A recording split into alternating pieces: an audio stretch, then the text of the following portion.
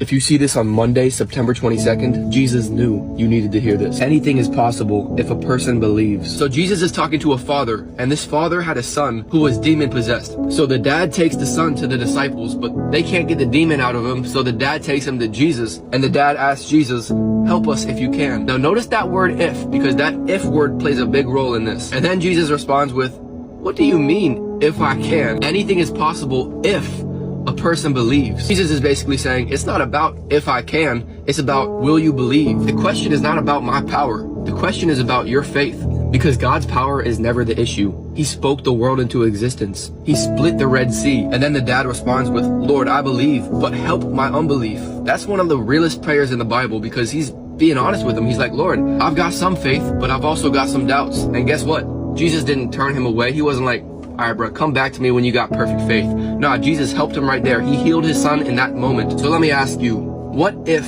have you been holding on to in your life? Maybe you're saying, if God can heal me, if God can bring me out of this, if God can open that door, if God can do this and do that. So I challenge you to bring it to him today. Because Jesus said you could have faith as small as a mustard seed, and you could move mountains with that. So just bring it to him. Even if your faith feels shaky, even if you have more questions than you have answers, pray that simple prayer that father prayed. Lord, I believe, but help my unbelief. Because God's not looking for your perfection. He's just looking for your surrender. Can I get an A?